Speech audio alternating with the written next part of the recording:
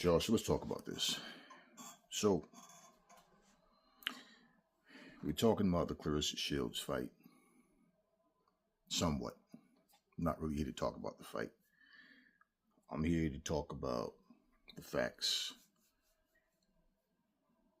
of what it is to be black in America, other than a target that's hated by your own countrymen.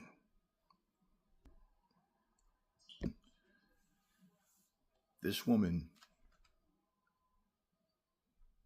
is a two-time Olympic gold medalist.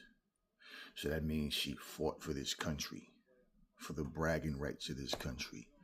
Just like other fighters will run around, Viva Mexico, and whatever country they come from, and they raise their flag, and they always talk about how they do it for their country.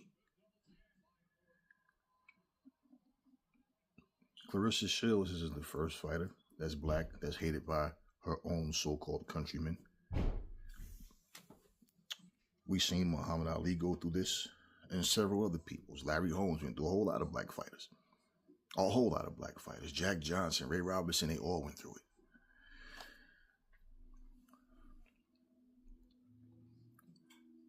What does it mean to win gold medals? To take that red, white, and blue flag and raise it over your head, knowing that your so-called own people hate you. Other than you accomplishing goals, what does it mean to anybody else?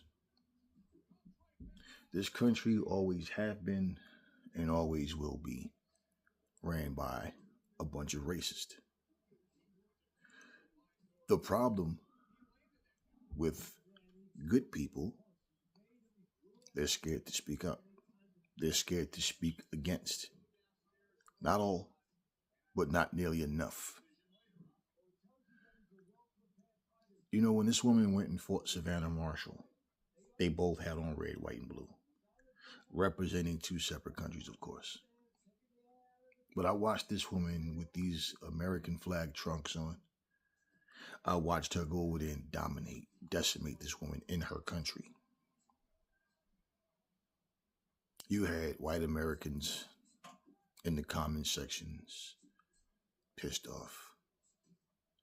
You had black Americans pissed off. What the fuck? You know, you don't hear British people saying the truth, that Savannah Marshall is washed up, but you don't hear them trying to bury her and talk down on her. She had a little nasty attitude, a little nasty mouth too, only she's just very soft-spoken with hers, very critical of it. She had her ways about her, but you know, it's like I said, you can tell somebody I hate you at the top of your lungs, and you can say it with a soft tone and a smile on your face. You're still telling the person you hate them. Bottom line. Well, regardless to that, I watched how even when Michaela Mayer didn't get the decision against Baumgartner, white Americans was losing their minds. They were losing their minds. Even black Americans. Oh, man, I don't think she won. I mean, it was like, wow. I watched Lomachenko lose to Devin Haney. White Americans, you're not Russian. You're not German. You're not Swedish. You guys were cheering for Lomachenko. Remember, they started a Justice for Lomachenko channel. Started a page for him on Facebook, and yours truly, Paulie Malignaggi, was one of the leaders of that. Oh yeah. Ellie Setback. Oh yeah, they all jumped in there. Justice for Lomachenko.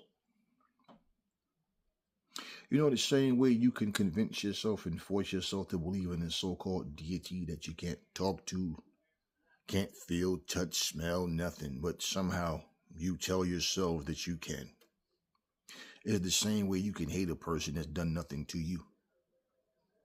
And I'm like, because this woman is outspoken, because this woman is super confident in herself and she goes in the ring and back it up, we know that the only problem is she's black. I've seen different MMA fighters, female fighters, jumping up in people's faces, being disrespectful. What about Betha Carrera? Remember how she kept taunting that? She's known for that. Always jumping in her opponent's face, acting tough. Remember the fight she had with Holly Holmes? And she kept dropping her hands and come on and trying to make it seem like Holly was scared to fight.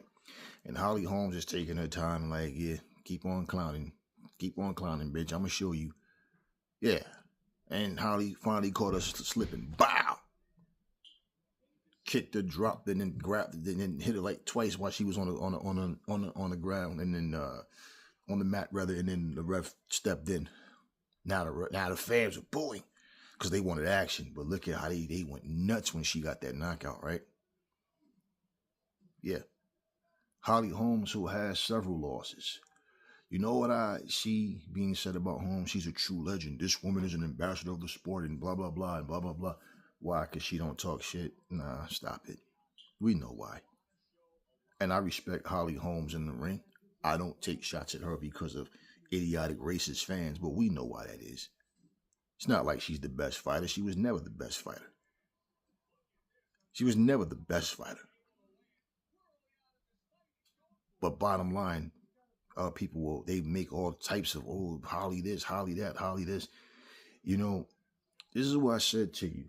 If you really pay attention to what's going on in this country, it's all symbolic of the stupid comments you see people make.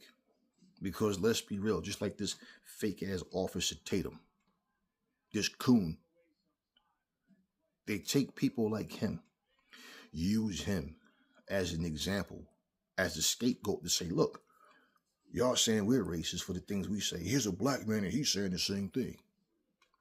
Any decent person would know. You don't have to. See, my whole thing is if it takes you to be black to be decent, then we'll always be doomed. Because it seems like every time I turn around, the only white people that speaks up about anything are people that don't have any actual power.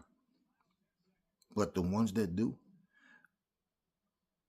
you mean to tell me none of these people would think, nah, Tatum, you hate black people. You're a self-hating black man. I'm not going to put you in charge of anything.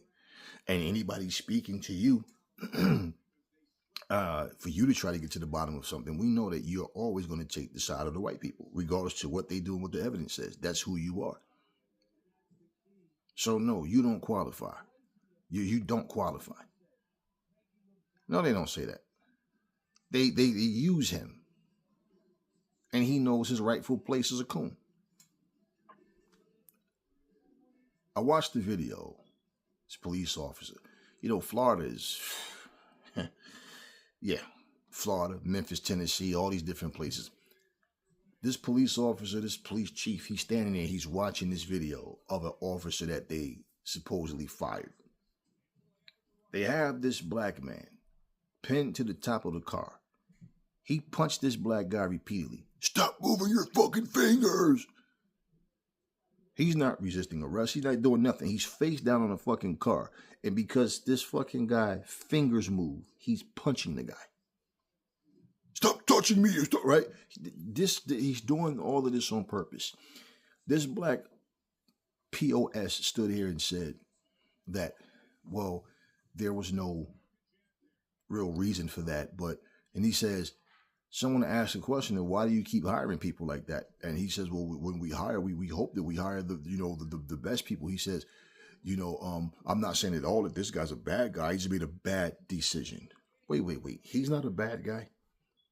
Do you see the actions of this guy? If any one of us would have did that same thing, we'd be a bad person.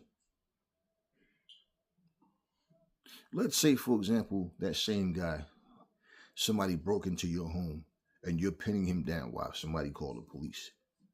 And while your family's calling the police, he's moving his fingers and you're just, pow, stop moving your fucking fingers, right? When police pull out guns and yell out, I will fucking kill you. Nah, these aren't bad people. Let a non-cop do the same thing. And of course, it depends on the skin color and who they're doing it to, right? And you're going to say, I'm not saying he's a bad guy, but he made a bad decision. Then he talks about how long the process is of hiring police officers and everything. Well, you don't give a damn to make sure that you screen these people and that these people are actually good people. So they're fooling you all the way because there is no way that these police are that confident that they can do that and get away with it unless they're being instructed, hey, do what you feel like you have to do. Go out there and do your job. I don't want you to be intimidated and whatever. Do what you feel is necessary, but, just stay within the rules. That's honestly like telling a child, okay, go outside and ride your bike, but don't ride out into the street. I'm going to go in the house and take a nap. Yeah, because when that kid, oh, dad's sleeping, mom's sleeping, they're going to ride out into the street. But these are grown-ass men and women. And you look at it.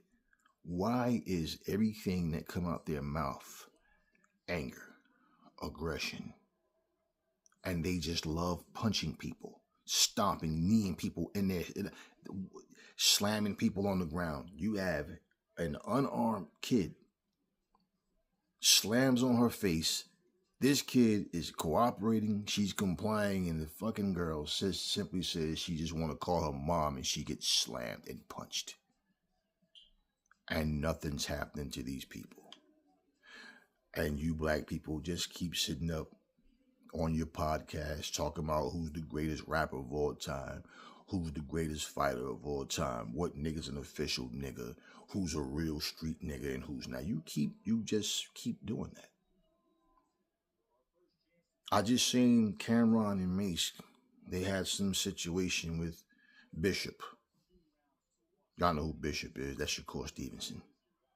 They're going talking about, nigga, we got more money than you, nigga. Every sentence ended with nigga.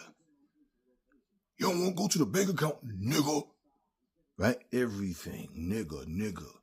These same two dudes had Teofimo Lopez on their show, and their coon-ass excuse was they didn't know. Well, he said, oh, they didn't know about what yeah, right.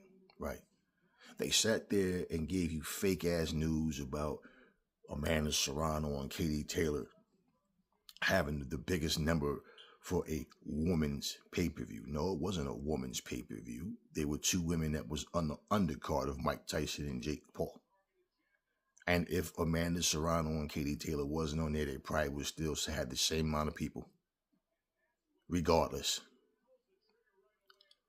They get corrected.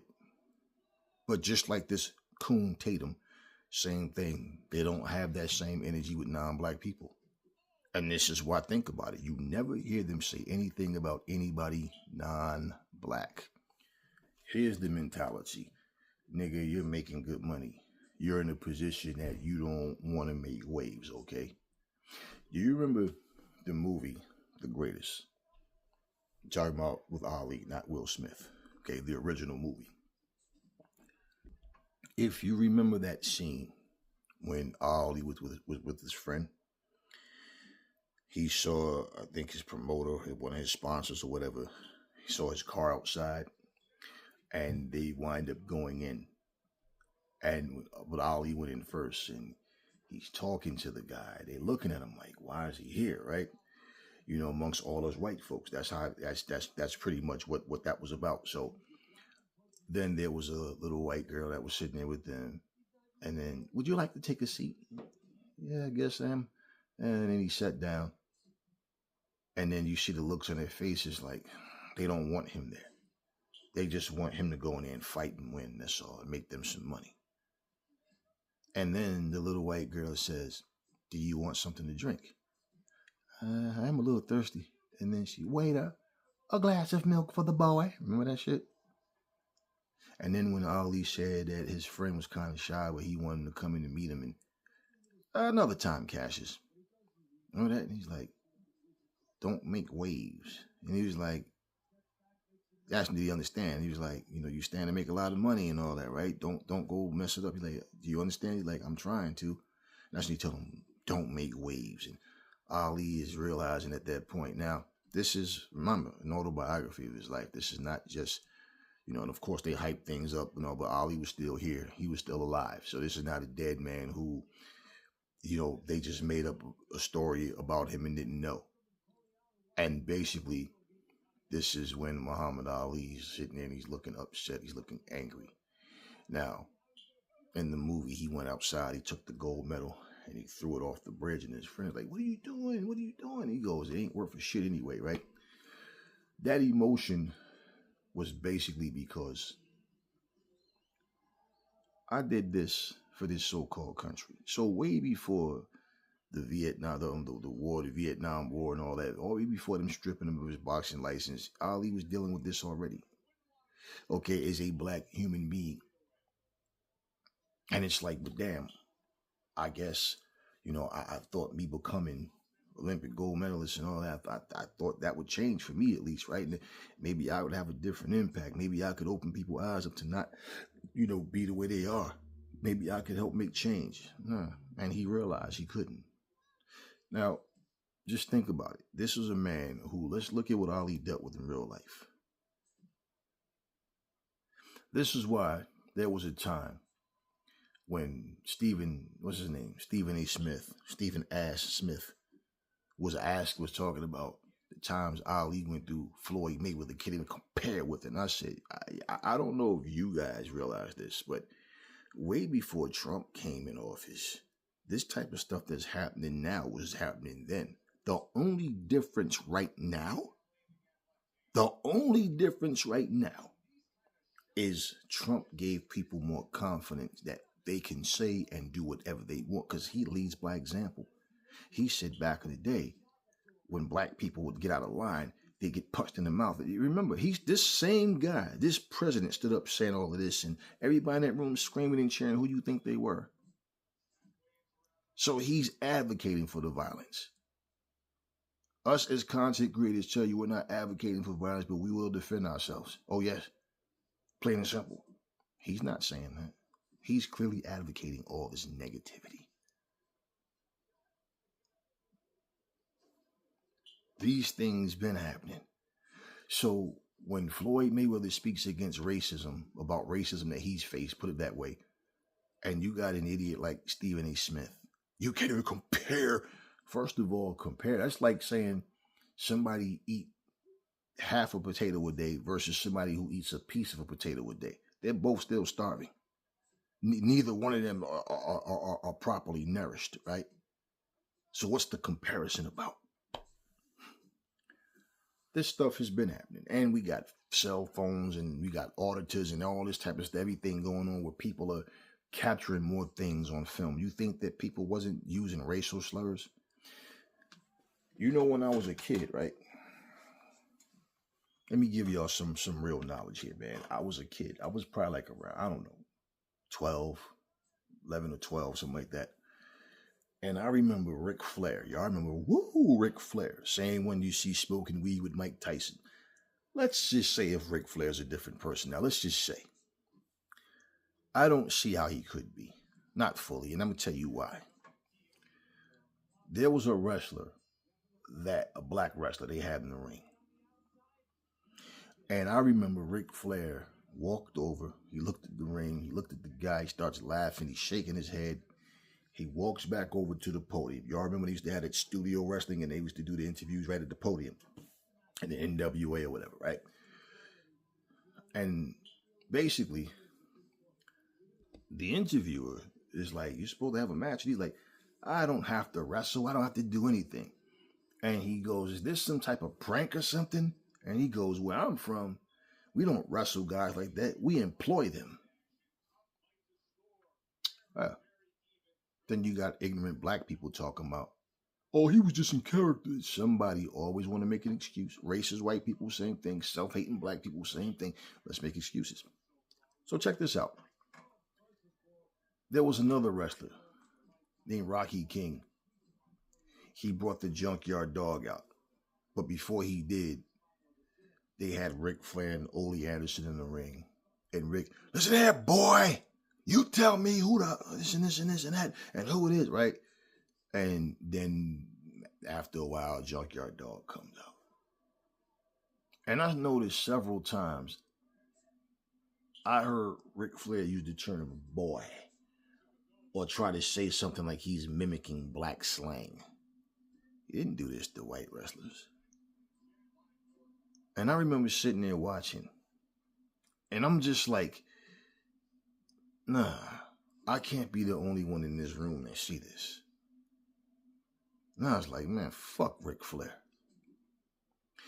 And through time, this is why I've always been the kind of person that I lose interest in things and I just, Because let me explain something to you. When you're wrong about something, you apologize. You acknowledge those demons. You acknowledge those wrong things about yourself that you did, and you're not that person anymore. But just to act like all of a sudden it never happened. Teddy Long, y'all remember Teddy Long used to be the referee in the NWA. He came to WWE, became a manager. You know, he was also a manager of Doom and NWA, but he's a general manager, behind the scenes stuff or whatever. But bottom line, I can remember him telling a story. I still got that in my phone right now, where he said Ric Flair walked up to him one day and said, "You like working here, nigga?" Because he accused him of sending some girls to Ric Flair's locker room or whatever. So these things are not new. And I'm not sitting here telling you stories about something that happened way before my time. So my time on this earth, from what none of this is new. None of it. They're just more confident now. Because see, like what Trump said, you know the part he left out? Is we used to whoop the shit out of racist people, and this one still will. At the end of the day, now all we do is, I just want to live my life in peace. This is what, yeah, nigga, be scared. That's what they want. With all of what's happening in this world,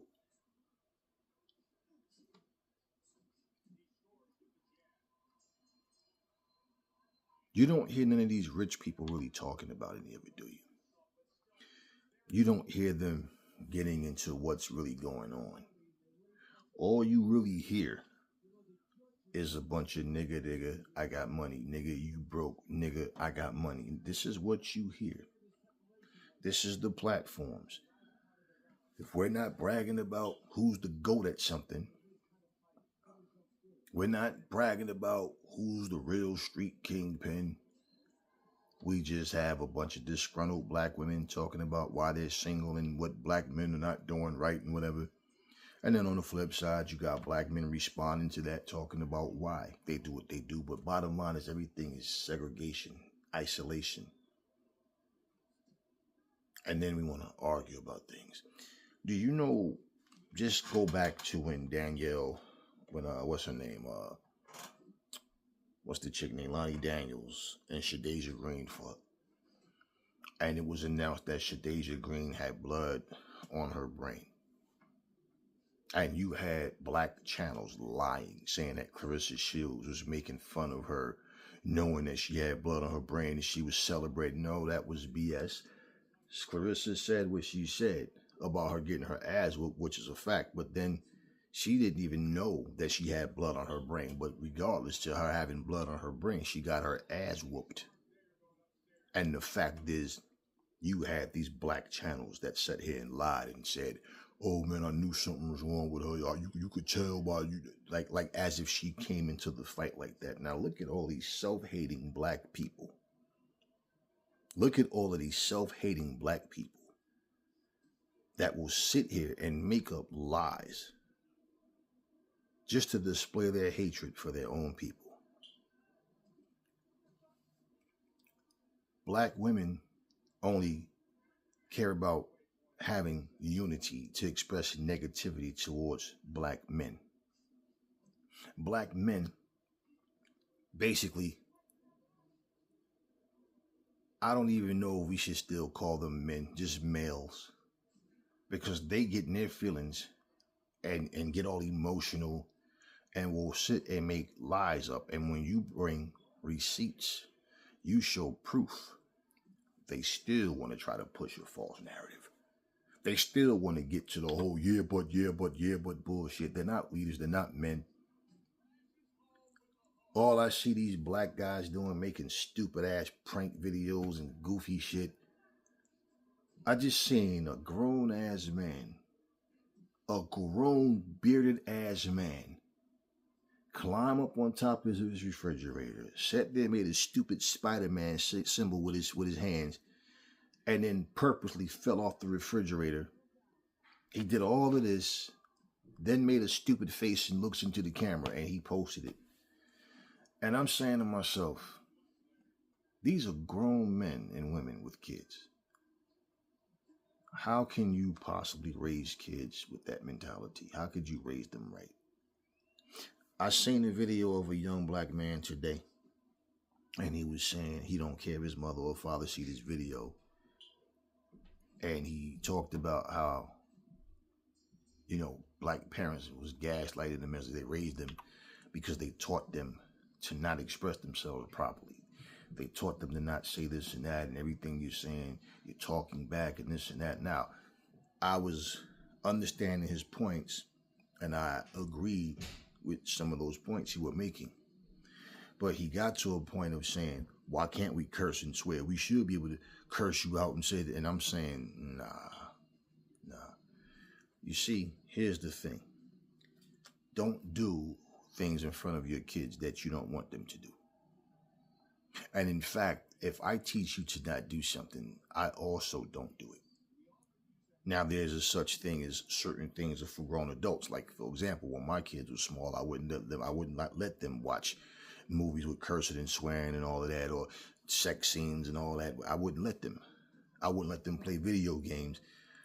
I let them wrestling or boxing or something, but martial arts. But I was not letting them play most of these games that have guns and all of that. If it's like aliens or some cartoonish type stuff, whatever, but I wouldn't let them play anything that I know what was inappropriate, put it that way.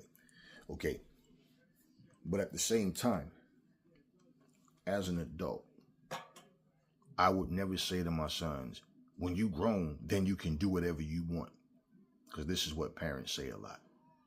Now, when this guy was speaking and was saying how he said, you raised me to be a bitch. That's what he said.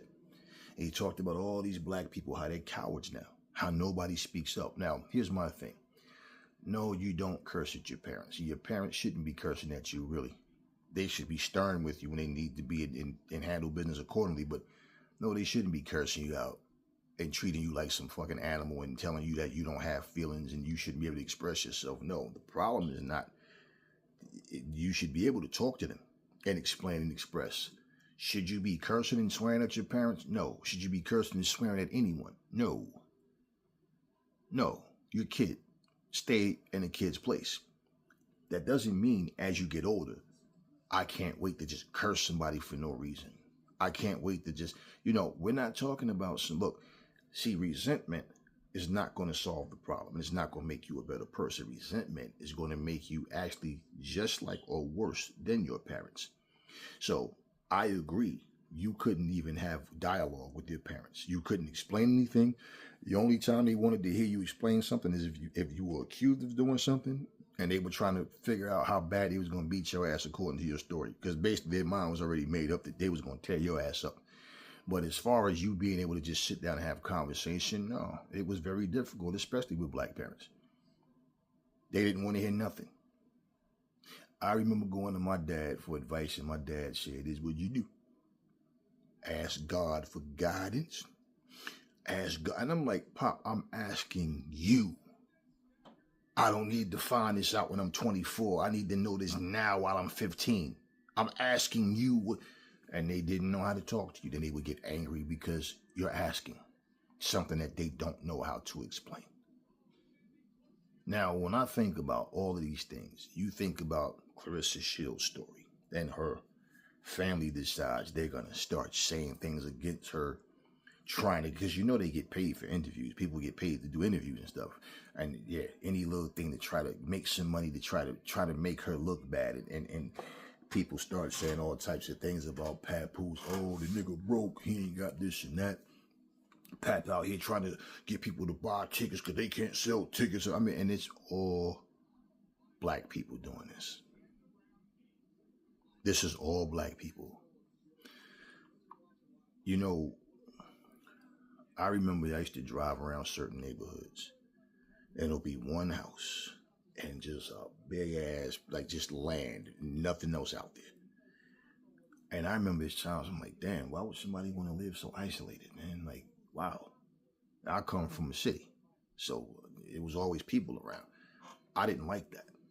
So I like my peace and quiet. I like to be away. I like to be out in the woods. I like that type of shit. I love it. But it didn't take me long to really understand why people. Yeah, I see. Because human beings suck. People don't want to have to deal with other people. They don't want to have to deal with racism. They don't want to have to deal with just being around ignorant people. So that's what they isolate themselves. And then if they got to go to the market or something, go to get, gas station or go to work, whatever they're doing. Other than that, they're home. They're on their property. And this is why you see people with hammocks and all of that. Or let's say even this winter time where people got like a nice sun porch and they got it heated and everything. People just enjoy their property. This is where the hell you pay mortgage at, right? But they're away from everybody. They don't want nothing to do with people. And it's sad that human beings have to live like that, but it's understandable. If Claressa Shields had a grown up the way she did and never made it as a boxer, and people heard her story, people would have been going, damn, man, that's messed up what that little girl went through. But it's funny how when you make it, it's different. I mean, what if Claressa Shields was doing what Keyshawn Davis and Shakur Stevenson has been doing? Running their mouths but not fighting. Huh? What if Claressa Shields would have said, man, I knew I wasn't ready to fight Hannah Gabriels or whoever this and that. I was just talking shit because you got to sound like that. Nah, Claressa's out here fighting regardless. And she's fighting the best fighters that she can get. They make all types of excuses. There's nobody up there. Okay, well, what about the smaller weight classes? Where are all these super fights happening at? Because outside of Katie and Serrano, there are no big fights that people cared about. There are no super fights. There's nothing that nobody's talking about. Just the best fighters that's more well-known are at the smaller weights. But other than that, so what? This is why the 135-pound division was such a disgrace in the men's division, because when you had Tank and Tio and Ryan and Raleigh, and Dev and basically you got people not wanting to fight each other. Okay? It was a disgrace. You black people are so hateful towards Claressa. You racist white people and racist people of all other ethnicities hate her so much. But y'all made excuses for racist Ryan. Imagine if Claressa Shields would have said, I wish I could dig up some dead British woman or some dead white woman or whoever, and so I can kill that cracker again, or so I could, or whatever.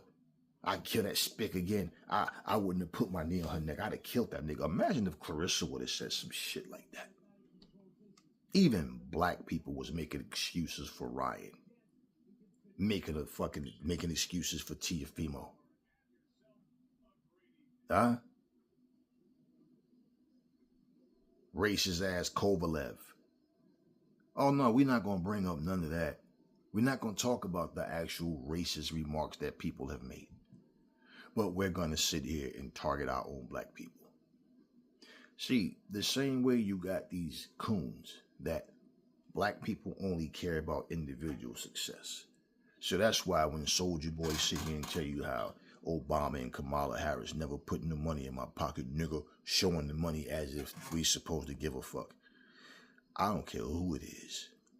I'll sell out for $100 million. You can have my soul. Which one of you niggas gonna perform for Trump, right? Yeah, all of these fake ass black people that y'all see, y'all get upset about something that they say and do. But then y'all forget about it. Act like it never happened. So this is why when you pick and choose which coons that you're gonna feel some type of way about, it doesn't change anything. Like people that said, I don't care about Rick Ross, Nelly, and Soulja, but I was so shocked about Snoop. Y'all think these dudes are real? None of these grown-ass men act their age anyway. They act like a bunch of children. And you hear the things that they say and do it because a lot of you haven't developed any real mannerisms and understanding of a grown adult. You don't see it. That's why you're so shocked about everything. If Claressa would have did that shit, if she would have did it, like when she took that picture with Hulk Hogan, y'all saw the video, I'm like, Yo, Clarissa, what the fuck are you doing? You don't know what Hulk Hogan is, what he's about, what this piece of shit is. You don't know what this fucking piece of shit is. And black people will make excuses for the Charlie Kirks, for the Hulk Hogans, Nicki Minaj or her plastic ass sitting up there with the widow of Charlie Kirk, shaming and blaming black women.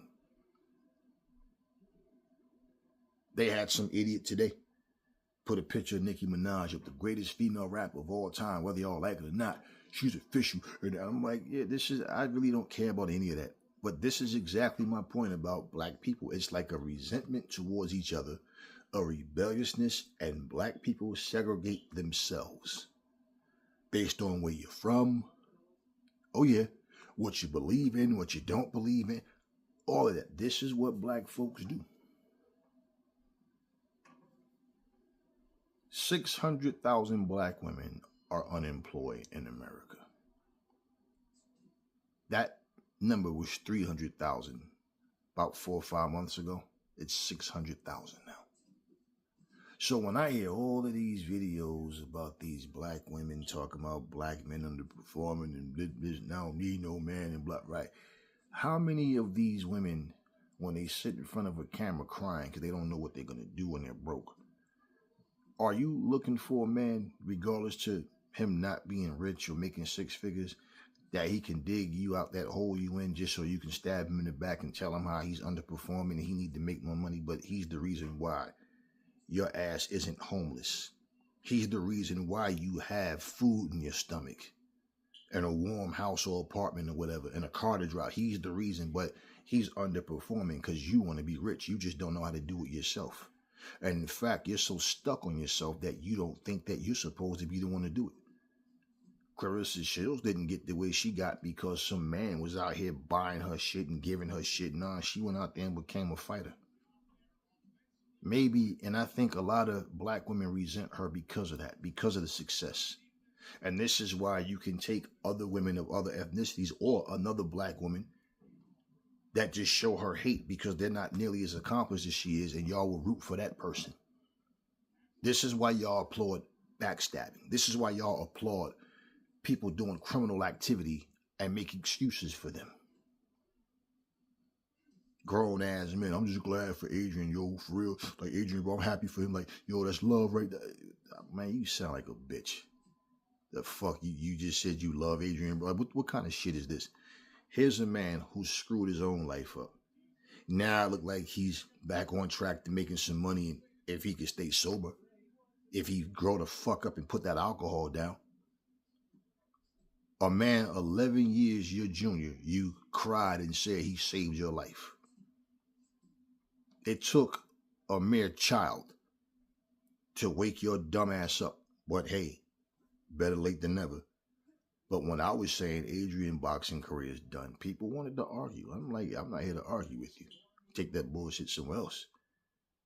But Adrian is washed up. He's not dedicated. And he's just simply not focused. Oh, it was so easy for y'all to understand that when it came to Jared Anderson, right? Because like he said, he only wanted to fight another 2-3 years, maybe. Boxing isn't everything. He got other stuff. He don't have to be a champion to be valid and all that, right? And when he had his first real test, it wasn't even competitive. He had one fight since then, and he didn't even look so good in that fight. And now he's shh. Why is it so easy for y'all to understand that? But you couldn't see it in Adrian. A guy, I don't care if it's DMX, if it's Tupac, I don't care who it is. Anybody that goes out, get themselves killed, get themselves in lousy situations due to their terrible decision making, black folks will make every excuse for them. One of the dumbest excuses that I've heard black people make. You know, I wasn't used to having money, man. So when the money started coming, like, you know what I'm saying, it was too much. So, you know, I started doing this and that. Then you got motherfuckers that ain't never in their life touched $1 million. Tell me, yo, that's true, man. That shit could happen. How the fuck would your broke ass know? But it's always the same thing. You want to know what? You don't have to be even close to rich to have a big head and overspend. Because all you got to do is have a job when you've never had a job. And now you got one. And now you're able to buy stuff. And then you go out and shop. And you spend more than half your check. Then all of a sudden you like, damn. You keep spending. Damn, shit, I only got $100 last for the week. Shh. I gotta be tight now. You understand what I'm saying? As soon as you get paid again, run back and do the same thing until finally you get sick. People get sick of lending you money because you always broke. You work, but you constantly borrow money because you don't know how to budget your money. So now I'm rich. I'm just going to go out, start calling women 3 o'clock in the morning to meet me somewhere. I'm going to just basically not learn how to fucking manage my own money. When Larry Holmes tried to teach you dumbasses that, he ain't hood enough. He ain't gangster enough for us. We want ignorance and stupidity. When Magic Johnson was telling y'all, man, learn how to count your own money, man. Don't depend on other people. People will rob you. Now, we don't care about all that, man. We just, no.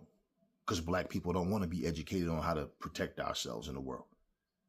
Learn how to navigate through life without having to depend on somebody else. See, I look at all of that, and it's like nothing seems to wake black people up.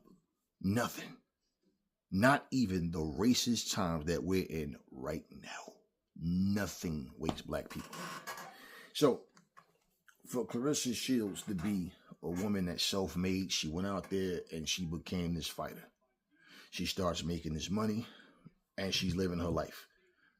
And all I hear is a bunch of disgruntled racist people talking trash about her, a bunch of disgruntled self-hating black women and black men talking trash about her and wanting to see this woman lose so bad. If Claressa Shields was to lose this fight today, people wouldn't care about the woman that beat her. They just, she'd be their hero because somebody finally beat this nigga. And this is all this would be about. And here's a woman who won not one, but 2 Olympic gold medals. Why do you think you don't hear white America bragging about it? Because of what? Because a black woman did it, not a white woman. Why do you think so? Like I said, every other fighter in every other sport, oh, this is for my country. This is for my right, but no, not when it comes to black people. I know, and you know, if Claressa Shields was a white woman, they would not stop talking about her. In fact, she'd be way richer than what she is now because she'd have every sponsor in the world trying to work with her because, hey, this is the GOAT for real. Huh? I mean, Amanda Serrano went in so far to call herself the real GOAT.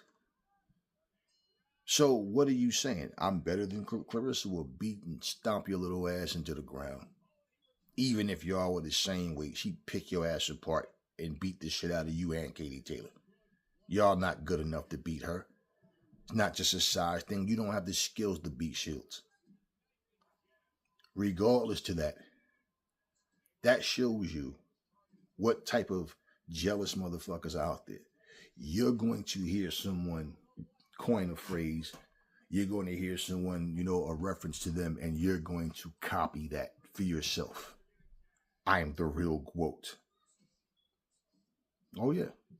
See, and this is the thing. Notice how all the Puerto Rican fans, whenever they say something in regards to her, now, we see your last name, Rodriguez, Ramirez. Yeah, we see the names and all that. The Chavezes and all, yeah, and all that. We see the names. But what happens? They always put the Puerto Rican flag in there, in the comments, representing their people. Y'all still don't get it. Same thing. They glaze Katie Taylor. What do? Put the flag of Ireland up in there. Yeah, of course. Of course. And here's a black fighter who has racist black or white people and racist, self-hating black people coming in the comments to be negative. But we take some bum-ass fighter or an excuse-making ass fighter, that's the ones we gonna support. Being black in America means nothing. I don't care how rich you are. I don't care how broke you are. I don't care about whatever. As long as you're black, you're nothing but a target that's hated by your own countrymen and your so-called own people. Saw a video of a homeless black man. A police walks up asking him for ID. What is he doing? He got a call, some strange activity. The guy said, "Officer, I'm sitting here on the fucking ground. I'm here every day. I'm homeless. I have nowhere to go. You show me some ID?" He's like, "Show you what ID? I don't have any ID. I'm homeless. I've been on the street for 3 fucking years. What do I have to show you? What am I doing? What am I hurting?" And this racist piece of shit officer was threatening to tase this man. "I will fucking shoot you and I will kill you." It's right here on YouTube. Oh, that doesn't violate community guidelines though. But it's right here on YouTube. And thankfully for that black man, that a second cop that wasn't even called happened to stop and came over to see what's going on. And basically, when he told the person what was happening, the other officer goes, "He's not doing anything, man. What call did you get?" So, "I don't know who called, but they said it was some strange activity, and he's telling me he won't give me ID." He's like, "I don't have any fucking ID. I just told you I'm homeless. I don't have anything. Nothing." The officer, the second officer, was like, the guy is harmless, man. Well, whoever called you, look, leave the guy alone." He said, "Let the guy go." He said, "Sir," then a female officer, she walked over to him, excuse me, and she said, "Are you hungry? Do you need something? Are you, you know?" He says, "I'm hungry. And the guy starts tearing up. He said, "I'm not no bad person. I lost everything. My wife left me. She sued me for that. I done nothing." He said, he starts breaking down. The woman walked across the street. She ordered this man some food and drink and brought it to him. And you could see that white cop's face. Like, it's like you see he didn't like that shit. The first one. The second cop was just like, yeah, he's like, is there anywhere that you can go? And he asked the female cop, "Do you know like where any like homeless shelters are and stuff?" Now, here's a turn where somebody was actually having a heart. And they were talking to him. They was trying to, yeah, maybe, you know what? There's a place called such and such, and this and that, trying to help the man. The other officer standing there with this stupid look on his face. You see, and I'm just looking. He didn't care about that black man. He didn't care about that black man at all. The female officer was the one that showed the humility. Because not only, would they like leave the guy alone, but she went and got him some food. And then the guy basically took the food. He was standing there. You could see like his pride was hurt. But at the same time, he knows whatever that man went through, I wish him well. Do you know how many black dummies was in that comment section? "Yo, I know that nigga gonna fuck that food up. That nigga like he ain't eating like years and shit. LOL." See, this is the thing I mean about black folks. But that shit's funny to you. To one day it's your ass.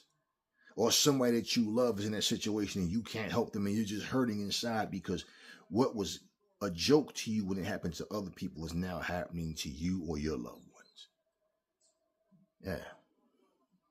Silly mode. That's what black people love to stay in. Silly mode. Yeah.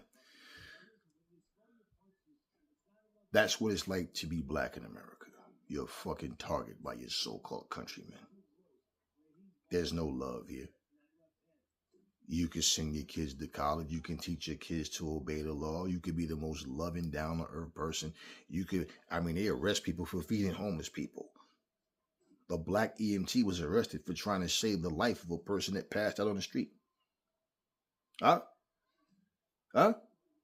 You're making an arrest of a person that passed out.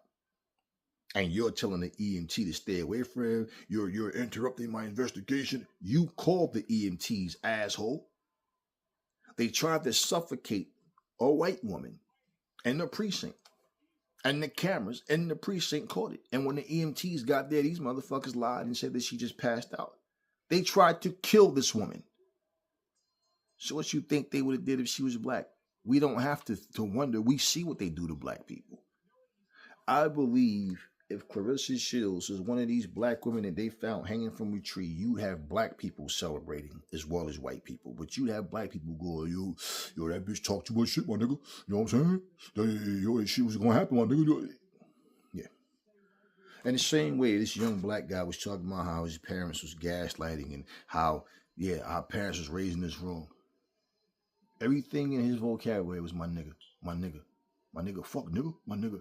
And then he said, when he raised his kids, my kids gonna be able to curse, swear, all that shit. Fuck, why should they be able to express themselves? And I'm just like, see, this is my point. Why is it that every form of self-expression, whether verbal or physical, always has to be in the negative zone? Why? Why? You can't be what your parents were. Your parents probably made a lot of mistakes and bad decisions, but instead of you trying to make better decisions, you are looking to do what your parents didn't do, in the sense of, I'm going to have my kids cursing and swearing. Right. That's just what you need.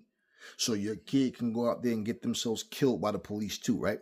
Do you understand, when you don't have knowledge to teach your kids, it's the blind leading the blind, leading the blind, leading the blind. You don't even know how to keep your kids safe. Case in point, y'all. The so-called American dream is just words, and it's not meant for black people. And when you make it in this life, I don't care how humble you are. I don't care how boastful you are. Your own people will hate you more than your oppressors do, or just as much. And this is what it is to be black in America.